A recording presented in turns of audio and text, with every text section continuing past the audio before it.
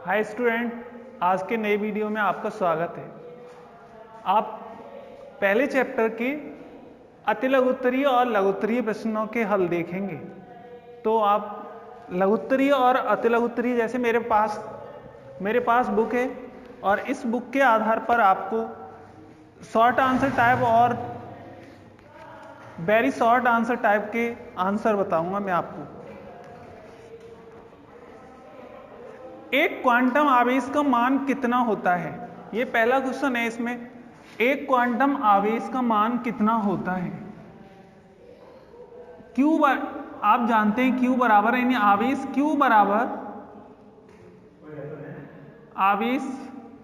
Q बराबर n ई।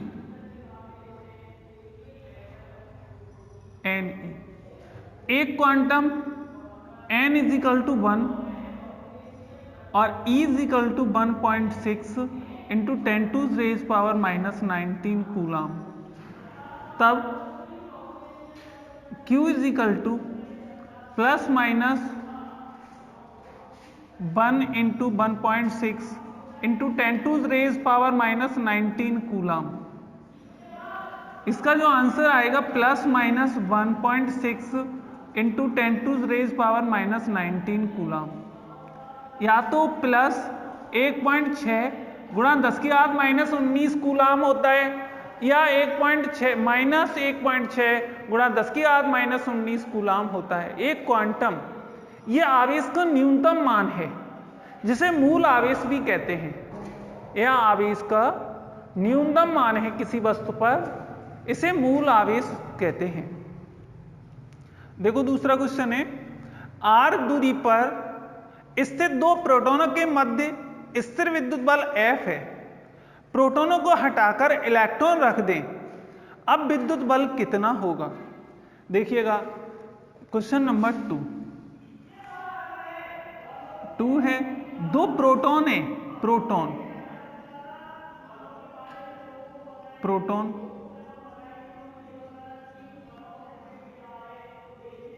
इनमें स्थिर विद्युत बल, इसका जो आवेश है Q1 is equal to 1.6 into 10⁻⁻19 coulomb और Q2 इज इक्वल टू कितना हो गया 1.6 इंटू 10⁻⁻19 कूलाम। अब F इज इक्वल टू कितना आ जाएगा, आप देखना है कि 1.6 यानी 9 इंटू 10⁻⁻, ये प्लस 9 और 1.6 इंटू 10⁻⁻19 और 1.6 into 10⁻⁻19 upon r square. Similarly अब इलेक्ट्रॉन हो, ये पहले प्रोटॉन है, अब इलेक्ट्रॉन है, यहां पर भी और यहां पर भी इलेक्ट्रॉन,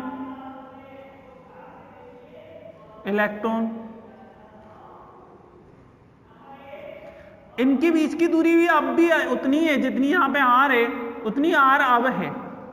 इसका भी आवेश का मान Q1 is equal to minus 1.6 into 10⁻⁻19 coulomb और इसका Q2 is equal to 1.6 into 10⁻⁻19 coulomb. अब आप देखते हैं F इज इक्वल टू कितना आ जाएगा, यानी ये हो जाएगा 9 into 10⁻9 minus 1.6 into 10⁻⁻19 minus 1.6 into 10⁻⁻19 upon r square.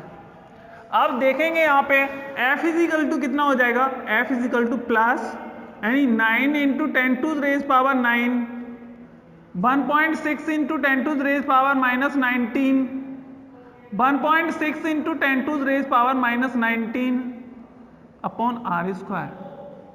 आप दोनों सूत्रों को, इस सूत्र को देख पा रहे हैं, दोनों स्थितियों में विद्युत बल का मान समान होगा। दोनों स्थितियों में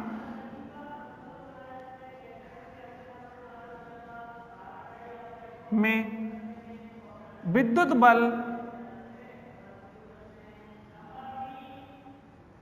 समान होगा।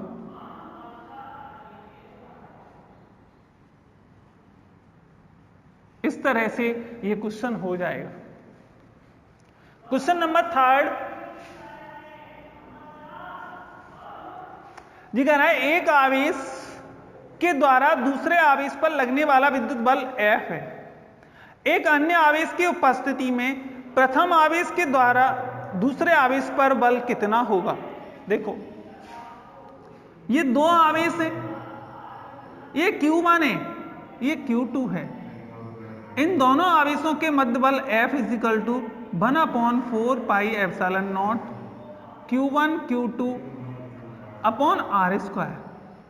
इन दोनों आवेशों के मध्य बल, इन दोनों आवेशों के मध्य आवेशों के बीच अन्य आवेश रखने पर, आवेश रखने पर ये Q1, ये Q2, ये Q3, इस तरह से तीसरा आवेश रख दिया। लेकिन अध्यारोपण के सिद्धांत से हम जानते हैं कि प्रत्येक आवेश पर जो बल लगता है वो दूसरे आवेश की योज्यता, यानी आवेश की योज्यता के नियम, आवेश की योज्यता नहीं कहेंगे यहां पर, बलों की योज्यता के नियम के अनुसार इस पर जो बल है, यानी इन दोनों पर जो बल है वो बल तीसरे आवेश के बल से अप्रभावित रहता है। दो आवेशों के मध्य बल, आवेशों के मध्य बल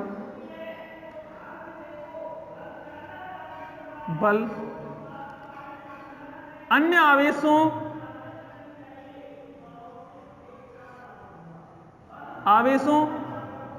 की उपस्थिति से अप्रभावित रहता है।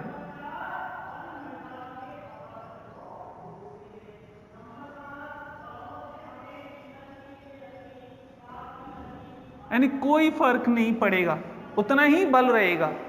दो आवेशों के मध्य अन्य आवेश या कितने भी अलग आवेश रख दें तो इन आवेशों के मध्य बल पर कोई प्रभाव नहीं पड़ेगा। क्वेश्चन नंबर 4, यदि किसी माध्यम का परावैद्युतांक 1 हो तो उसकी निरपेक्ष विद्युतशीलता कितनी होगी। किसी माध्यम का परावैद्युतांक 1 है, माध्यम का परावैद्युतांक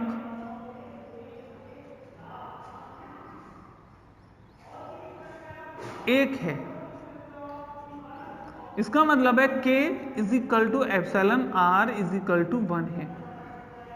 अब हमें पता है निरपेक्ष विद्युतशीलता पूछा है, निरपेक्ष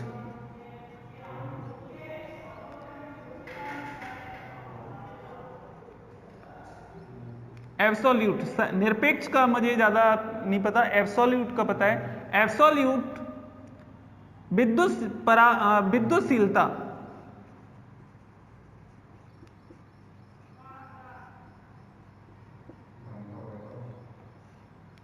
एप्सिलॉन बराबर पूछ रहा है, हमें पता है एप्सिलॉन = होता है ε0 εr। ε0 का मान 8.86 × 10⁻⁻12 और एप्सिलॉन r जो होता है, एप्सिलॉन r इसकी वैल्यू 1 है, तो कितना आया 8.86 × 10⁻⁻12। अब इसकी जो यूनिट है आप उस तरह से बना सकते हैं, coulomb square upon newton metre square. Question number 5,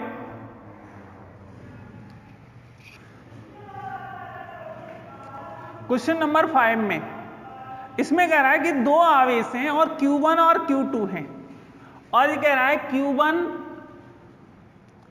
और Q2 इज लेस देन 0। ये इसमें कह रहा है कि इनके मध्य आकर्षण बल होगा, यानी बल की प्रकृति क्या होगी, बल की प्रकृति पूछ रहा है।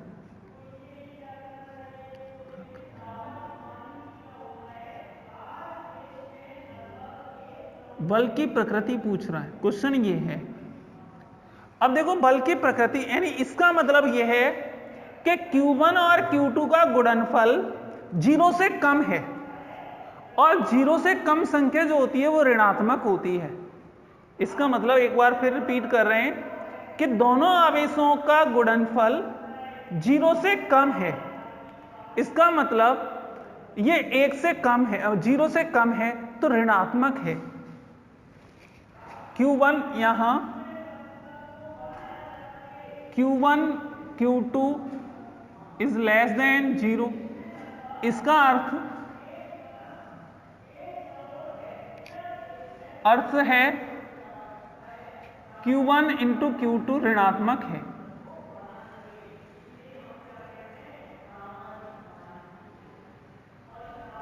ऋणात्मक है। इनमें से ये तभी संभव है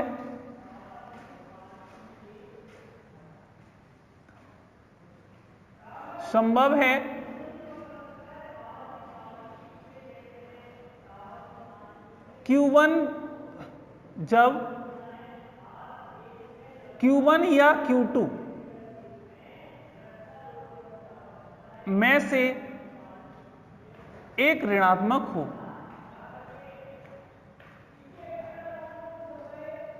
एक ऋणात्मक हो। ये कब संभव है, ये ऋणात्मक कब आएगा, Q1 और Q2 में से कोई एक ऋणात्मक हो तभी ये आएगा, नहीं तो नहीं आएगा।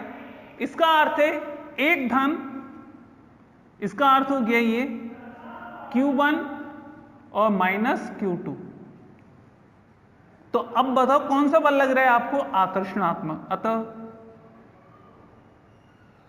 बल आकर्षण होगा।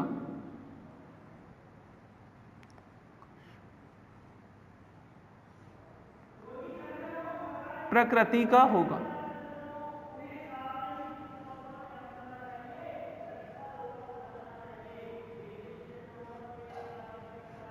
आकर्षण प्रकृति का होगा।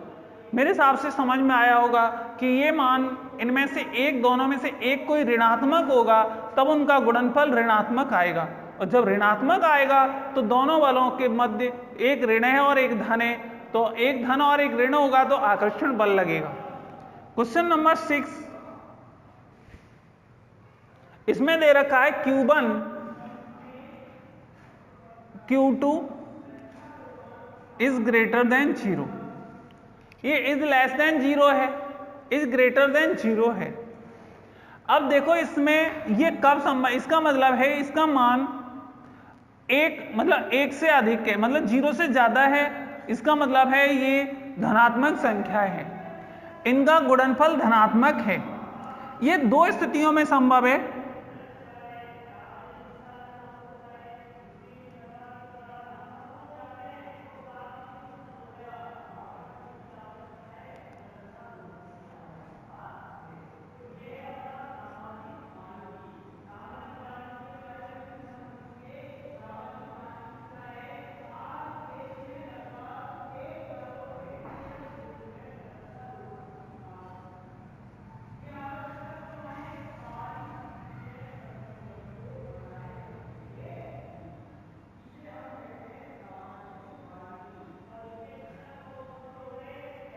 दोनों धनात्मक हों,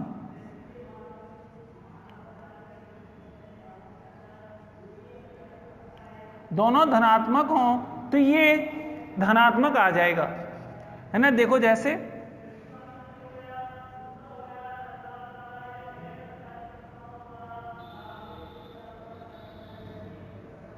तब भी ये धनात्मक आ जाएगा।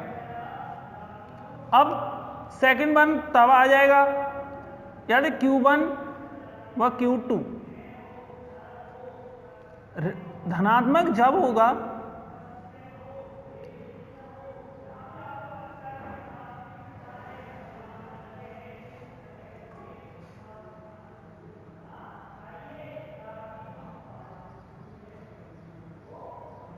दोनों ऋणात्मक हों,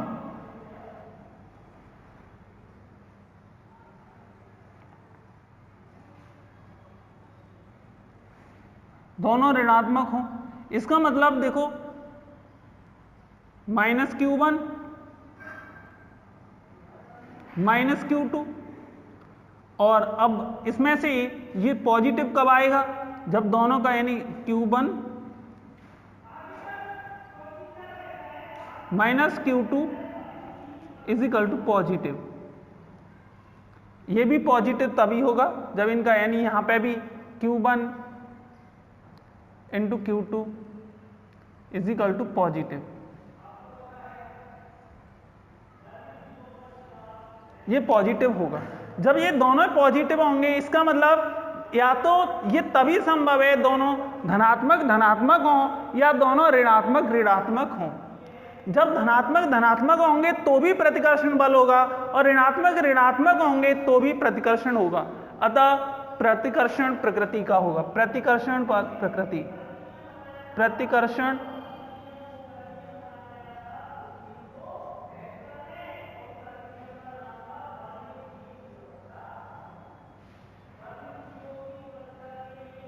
प्रकृति होगी।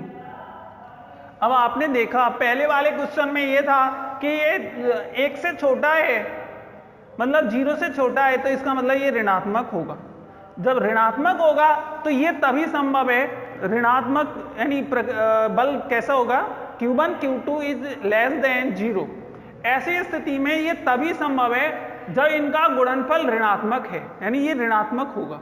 ऋणात्मक जब होगा जब इनमें से एक धन हो और एक ऋण हो। जब एक धन और एक ऋण है तो विपरीत प्रकृति होगी, और विपरीत प्रकृति में आकर्षण बल होता है। ऐसे ही यहां पर ये 1 से ज्यादा है, 1 से अधिक है, 0 से अधिक है, तो 0 से अधिक है, इसका मतलब इन दोनों का जो गुणनफल है वो धनात्मक होगा। और धनात्मक जब होगा जब दोनों या तो प्लस प्लस हो या दोनों माइनस माइनस के आवेश हों। इसका मतलब है समान प्रकृति के आवेश हों तब ये धनात्मक होगा, और समान प्रकृति के आवेशों के मध्य प्रतिकर्षण बल लगता है तो ये प्रतिकर्षण प्रकृति का होगा। इस तरह से आपके 6 शॉर्ट आंसर टाइप क्वेश्चन थे। अभी आगे और है। इसमें लिख रहा है विद्युत क्षेत्र ई में रखे q आवेश पर कार्यरत बल, q आवेश पर ई क्षेत्र में बल F बराबर आप जानते हैं QE होता है, न्यूटन। क्वेश्चन नंबर 8,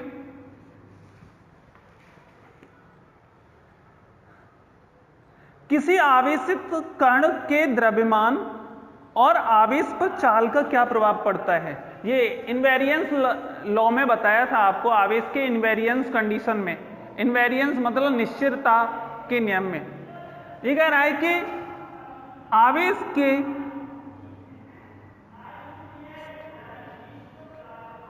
द्रव्यमान और आवेश पर गति का प्रभाव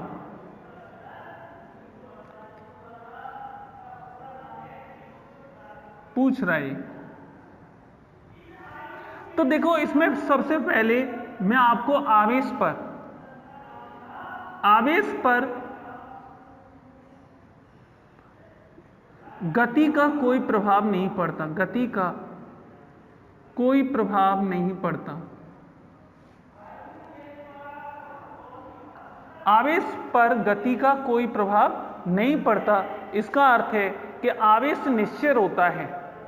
आवेश निश्चर होता है मतलब इनवेरियंस होता है। जबकि दूसरा है आवेश का द्रव्यमान m = m0/√1 - के v² c²। m = m0/√1 - के v² c²।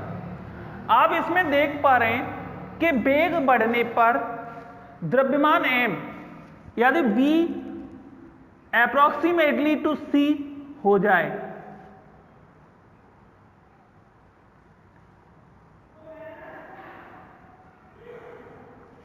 तो m बहुत अधिक बढ़ जाएगा, m बहुत अधिक बढ़ जाएगा। जब ये m बहुत अधिक बढ़ जाएगा, बहुत अधिक, तो इसका अर्थ है कि यानी द्रव्यमान बढ़ता है, चाल वेग बढ़ने से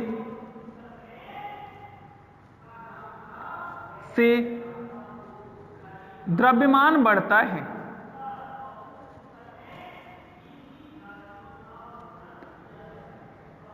द्रव्यमान बढ़ता है, एक ये हो गया। दूसरा, इसमें एक तीसरा पॉइंट और है, विशिष्ट आवेश।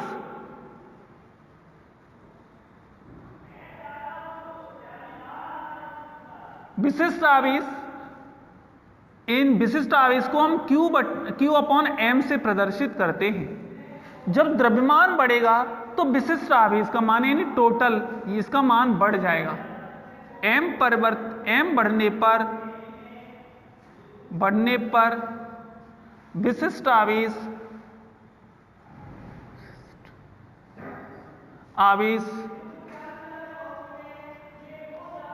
घट जाएगा।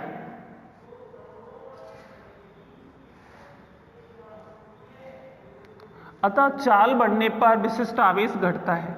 अतः चाल बढ़ने पर विशिष्ट आवेश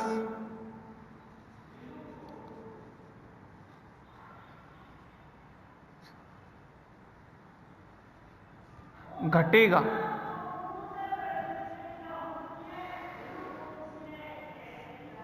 इस तरह से यहां पर ये क्वेश्चन नंबर 8 तक हो गया। क्वेश्चन नंबर 9, ये देख पा रहे हैं इसमें आवेश पर किसी वस्तु के आवेश पर और द्रव्यमान पर गति का प्रभाव पड़ता है। आवेश पर कोई प्रभाव नहीं पड़ता, लेकिन द्रव्यमान पर प्रभाव पड़ता है, विशिष्ट आवेश पर भी प्रभाव पड़ता है। अब आगे क्वेश्चन नंबर 9, उस विद्युत क्षेत्र की तीव्रता का परिमाण कितना होगा जो एक इलेक्ट्रॉन के भार को संतुलित रखेगा। विद्युत क्षेत्र की तीव्रता पूछ रहा है, क्वेश्चन है विद्युत क्षेत्र की तीव्रता पूछ रहा है, E = पूछ रहा है, और ये कह रहा है कि इलेक्ट्रॉन उसके भार से इस क्षेत्र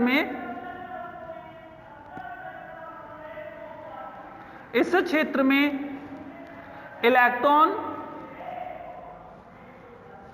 अपने भार से संतुलित होता है। देखो किसका भार देखना है, यहां पे ये इलेक्ट्रॉन है, इसका भार mg नीचे की तरफ है और विद्युत बल ऊपर की तरफ होना चाहिए, Fe। E से मतलब इलेक्ट्रिक फोर्स,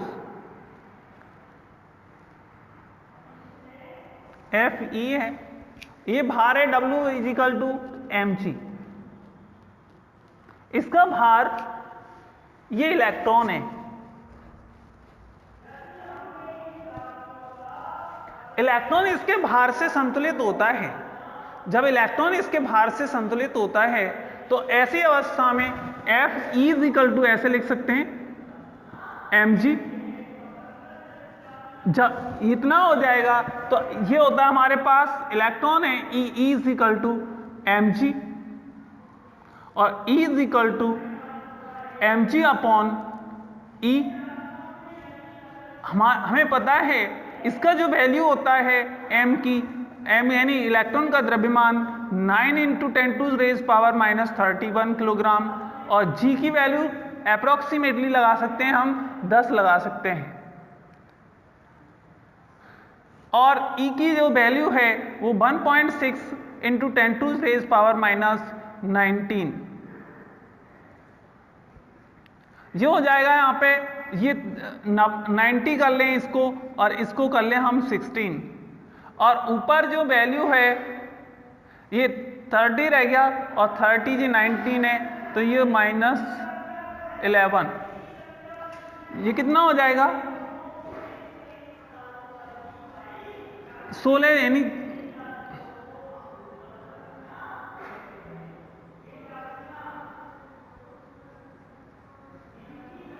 न्यूटन प्रति मीटर, न्यूटन प्रति कूलाम।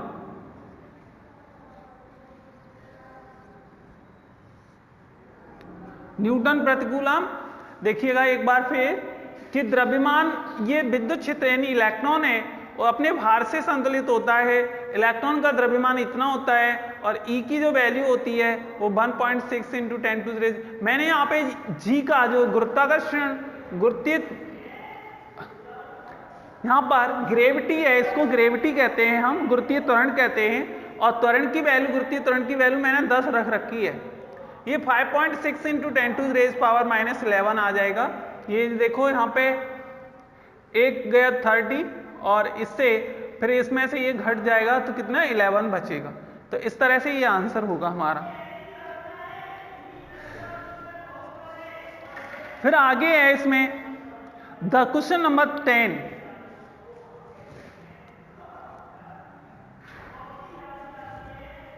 निर्वात में स्थित दो बिंदु आवेशों के मध्य बल F लग रहा है। यदि इन आवेशों के मध्य पीतल की प्लेट रख दी जाए तब बल का मान क्या होगा। देखो निर्वात में यानी दो आवेशों के मध्य बल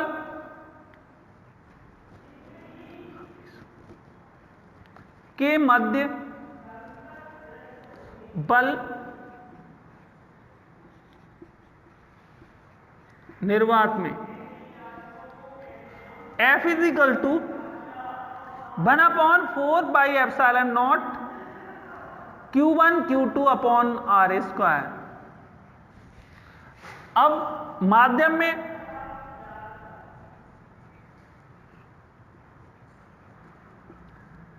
आवेशों के मध्य बल F = 1/4πε0 εr Q1 Q2/r²। अब दोनों आवेशों के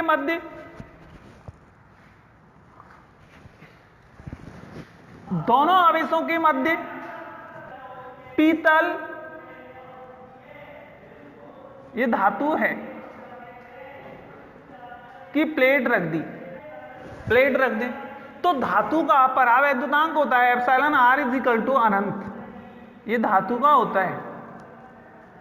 मैंने आपको बताया था पानी का 80 होता है, कांच का 5 से 8 तक होता है और 5 से 10 तक या 5 से 8 तक होता है। किसका? कांच का, क्योंकि कांच कई प्रकार का होता है इसलिए उसका परावैद्युतांक अलग अलग होता है। ये धातु का है, धातु का अनंत होता है। गैसों का, मैक्सिमम गैसों का या निर्वात का 1 लगाते हैं हम। यहाँ पर जो हम यूज कर रहे हैं εr = 8 अनंत लगाएंगे तो देखो कितना हो जाएगा Fm = 1/4πε0, यहाँ पे अनंत, और जो हो जाएगा Q1 Q2/r²। किसी संख्या में अनंत का जो डिवाइड होता है तो आंसर 0 आता है। अतः जब यानी जो बल लगेगा वो 0 होगा यदि दोनों आवेशों के मध्य धातु की किसी भी धातु की प्लेट हो। ये तो पीतल है लेकिन किसी भी धातु की प्लेट होगी तो जो बल का मान होगा वो 0 होगा।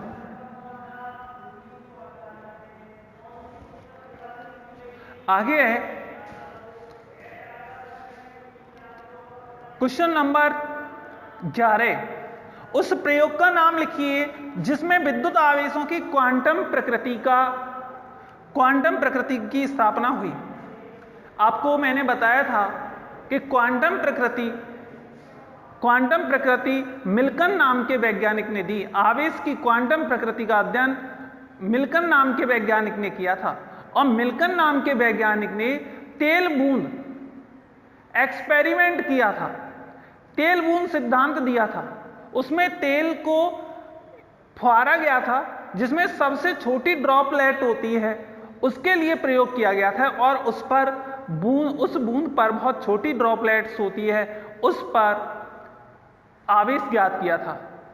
जो सबसे छोटी बूंद थी वो क्वांटीकरण के सिद्धांत, उसी का क्वांटीकरण सिद्धांत आया था। तो मिल्कन नाम के वैज्ञानिक ने तेल बूंद सिद्धांत के आधार पर आवेश का क्वांटीकरण का सिद्धांत दिया था। यह क्वेश्चन नंबर आपका 11 था।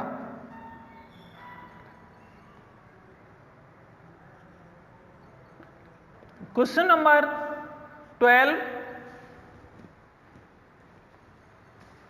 क्वेश्चन नंबर 12 है। इसमें क्वेश्चन नंबर 12 में विद्युत ध्रुव के आघूर्ण की परिभाषा बताई गई है।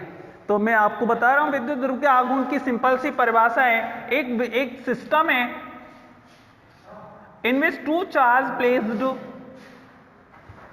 two equal and same charge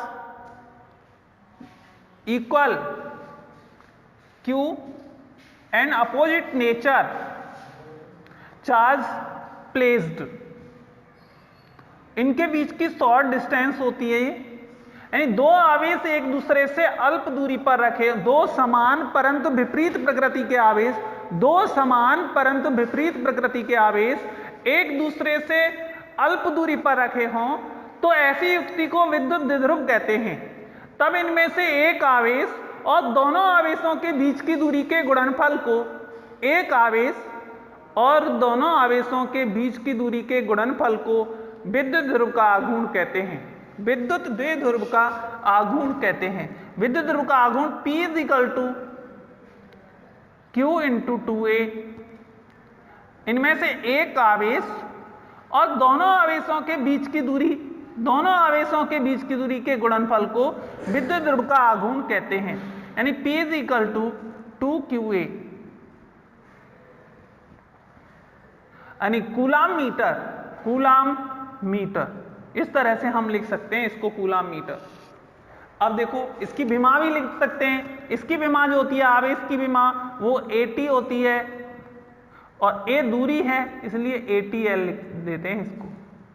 यानी इसकी विमीय सूत्र, विद्युत ध्रुव के आघूर्ण का विमीय सूत्र ATL होता है।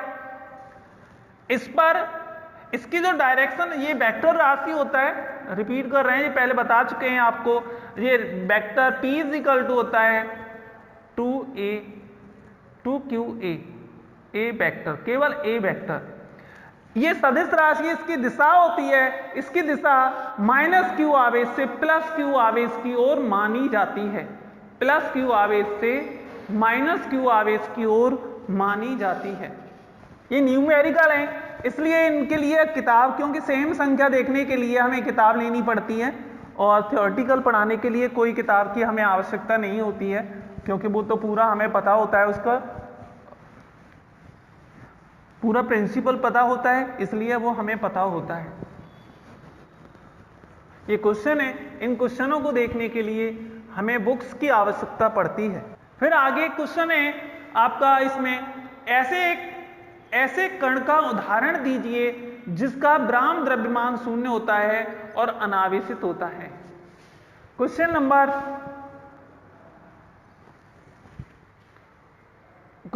14,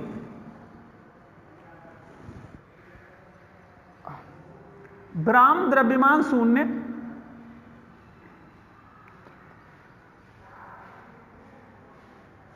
रेस्ट मास शून्य तथा अनचार्ज्ड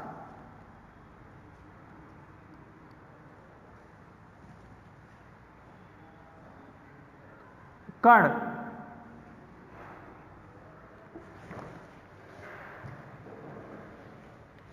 प्लांक ने एक क्वांटम सिद्धांत दिया था। उस क्वांटम सिद्धांत में एक फोटॉन वर्ड आता है। उस फोटॉन वर्ड में ब्राह्म द्रव्यमान फोटॉन का वो ऊर्जा विविक्त रूप में न होकर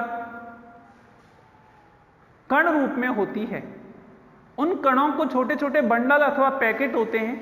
उन छोटे छोटे बंडल अथवा पैकेटों को हम फोटॉन कहते हैं। वो एक ठीक इस प्रकार होते हैं जैसे कोई कण हो, उनका कोई आवेश नहीं होता, लेकिन उनका ब्राह्म द्रव्यमान शून्य होता है।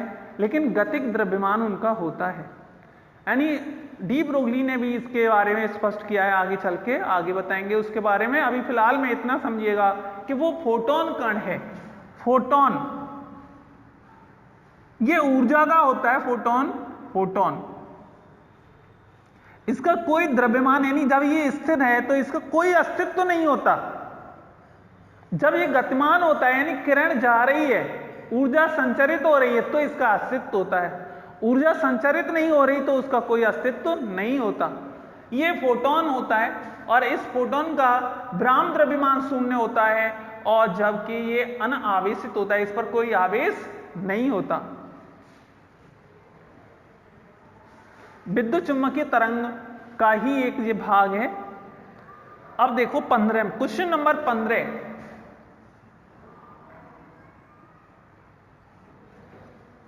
नियतांक k is equal to 1/4 pi epsilon nought का मान किन किन कारकों पर निर्भर करेगा? कारक पूछ रहा है।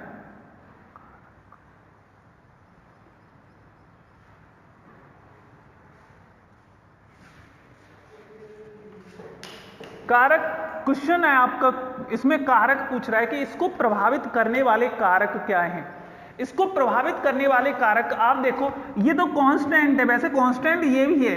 इसे ऐसे भी तो लिख सकते थे ना, 1/4 पाई एप्सिलॉन नॉट के 4 पाई एप्सिलॉन के 4 पाई एप्सिलॉन केवल माध्यम के लिए। ये देखना, इसमें ये किस पे निर्भर करेगा? ये तो कांस्टेंट है, इस पे निर्भर करेगा। ये किस पे निर्भर करेगा? ये माध्यम पर निर्भर करेगा। माध्यम कैसा है, क्योंकि ये माध्यम की विद्युतशीलता होती है, माध्यम की विद्युतशीलता।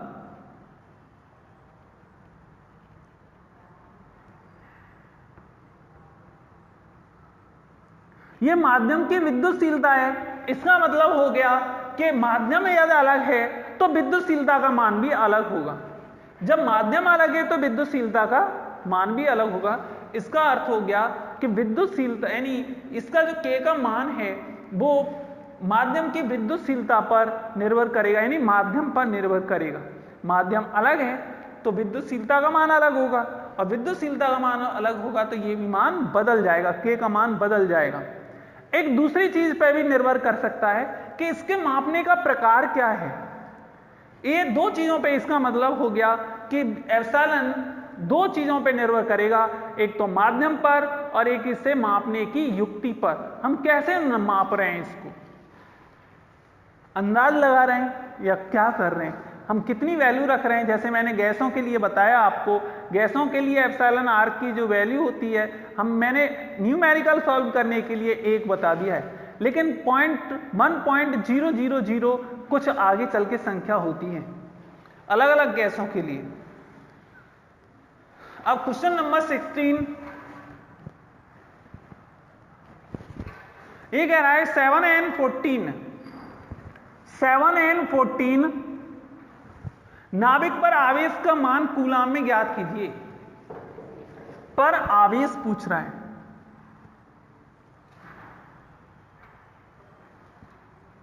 निकालना है।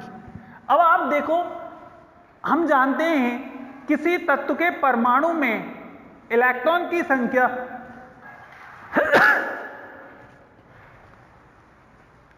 इलेक्ट्रॉन की संख्या प्रोटॉन की संख्या के बराबर होती है, जो परमाणु क्रमांक के बराबर होती है। किसी तत्व के परमाणु में नाभिक के चारों ओर वृत्तीय कक्षाएं होती हैं, उन कक्षाओं में इलेक्ट्रॉन की संख्या जो होती है वो परमाणु क्रमांक से निर्धारित होती है। इसका मतलब इसका परमाणु क्रमांक 7 है। क्रमांक इज इक्वल टू 7 है। इलेक्ट्रॉन बराबर इलेक्ट्रॉन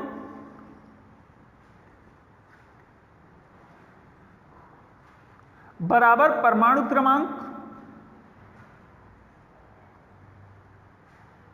क्रमांक, इसका मतलब हो गया इलेक्ट्रॉन की संख्या n बराबर 7।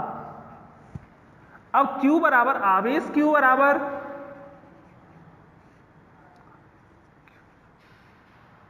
Ne,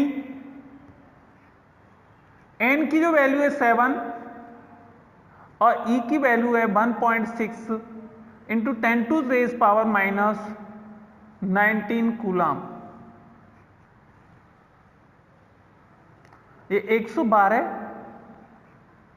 गुणा 10 की घात माइनस 19 कूलाम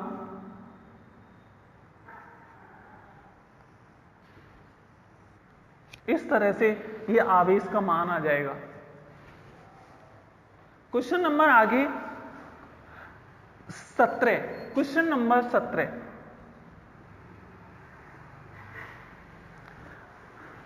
इसमें मैंने आपको क्वेश्चन नंबर 17 में देखो, एवोनाइट की छड़ को फर से रगड़ने पर, एवोनाइट की छड़ को फर से रगड़ने पर, फर मतलब स्किन,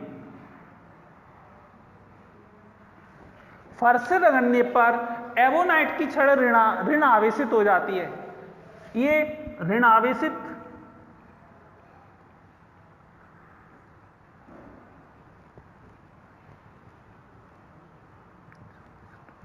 और कैड फर जो होती है वो पॉजिटिव चार्ज हो जाती है। इसका मतलब है कि बिल्ली की खाल यानी फर से यानी खाल से इलेक्ट्रॉन निकले होंगे जो एवोनाइट की छड़ पर पहुंच जाते हैं और एवोनाइट की छड़ पर यानी इलेक्ट्रॉन की अधिकता होने के कारण ऋण आवेशित हो जाती है और बिल्ली की खाल या कोई भी खाल पॉजिटिव चार्ज हो जाती है क्योंकि इस पर इलेक्ट्रॉन की कमी हो जाती है। जब इससे रगड़ते हैं, इसको इससे रगड़ते हैं, तब इनकी ऊर्जा, इनके मध्य में ऊर्जा उत्पन्न होती है क्योंकि जो फर होती है, इस फर में इलेक्ट्रॉन नाभिक के साथ लूज बंधे होते हैं, यानी ज्यादा तीव्रता से नहीं बंधे होते, ढीले बंधे होते हैं। इस वजह से वो इलेक्ट्रॉन निकलकर एवोनाइट की छड़ पर पहुंच जाते हैं, इसलिए एवोनाइट की छड़ पर इलेक्ट्रॉन की अधिकता हो जाती है और वो ऋण आवेशित हो जाती है, जबकि फर पर इलेक्ट्रॉन की कमी हो जाती है और वो धन आवेशित हो जाती है। इस प्रकार ये कैट फर या फर धन आवेशित और एवोनाइट की छड़ ऋण आवेशित हो जाती है। क्वेश्चन नंबर 18,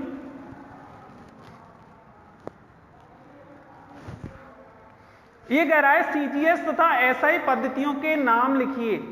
आवेश के सीजीएस,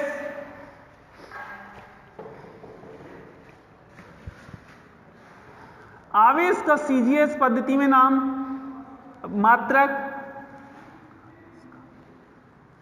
सीजीएस, सिस्टम में मात्रक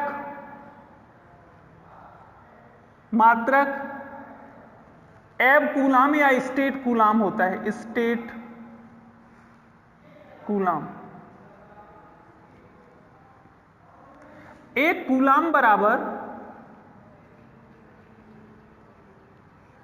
बराबर 3 गुणा 10 की घात 9 स्टेट कूलाम।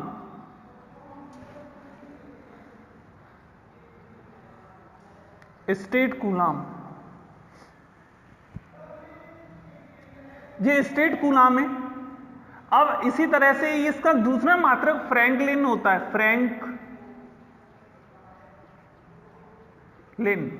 फ्रैंकलिन भी होता है।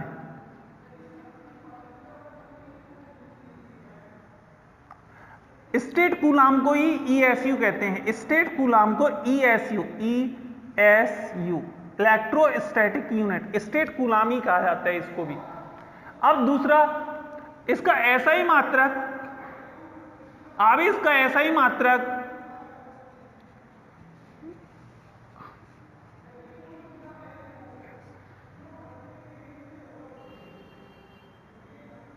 मात्रक कूलाम होता है। ये बड़ा मात्रक होता है, लेकिन सबसे बड़ा मात्रक फैराडे होता है, सबसे बड़ा मात्रक। क्वेश्चन नंबर 19, एक समान विद्युत क्षेत्र में विद्युत ध्रुव कब स्थायी साम्य अवस्था में होता है?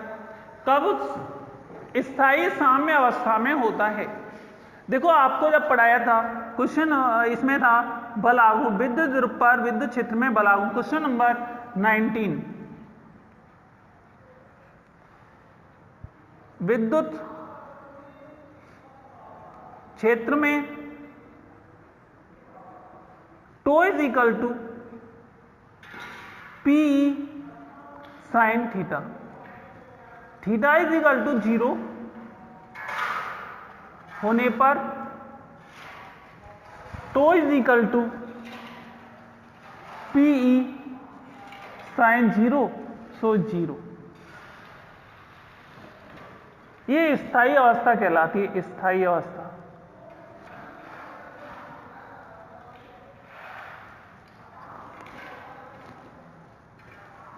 अस्थायी अवस्था कहता तो tau is equal to p E sine 180 लगाते तो भी 0 ही होता। ये अस्थायी अवस्था होता है, अस्थायी अवस्था।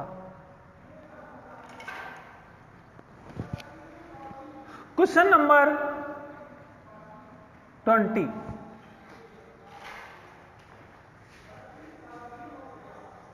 एक समान विद्युत क्षेत्र में विद्युत ध्रुव पर परिणामी बल कितना होता है? समान विद्युत क्षेत्र में विद्युत ध्रुव पर बल पूछ रहा है। आपको बताया था कि विद्युत ध्रुव पर यह विद्युत क्षेत्र, समान विद्युत क्षेत्र को आप समांतर रेखाओं द्वारा प्रदर्शित करते हैं। ये समांतर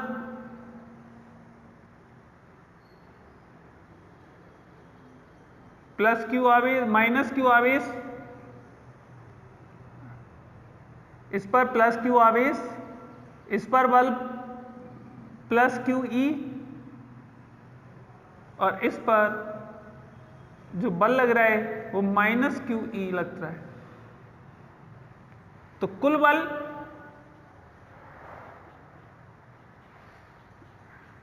बल F is equal to plus Q E minus Q E 0। अतः विद्युत ध्रुव पर नेट बल 0 होता है, अतः नेट बल 0 होता है। इस प्रकार अति लघुत्तरीय प्रश्न आपके खत्म होते हैं। इसमें अब लघुत्तरीय प्रश्नों की बात कर रहे हैं हम। लघुत्तरीय प्रश्न जो आपको थ्योरी पढ़ाई गई है, पूरे चैप्टर की थ्योरी पढ़ाई गई है, उसमें से मैक्सिमम आपको मिल ही जाएंगे। आप उनको ध्यान से पढ़ना तो आपको सभी आंसर उसमें से मिल जाएंगे। फिर भी आपको कोई परेशानी होती है तो आप कमेंट्स में डाल सकते हैं, उसको हम रिजॉल्व करेंगे आपकी प्रॉब्लम्स को। Thank you.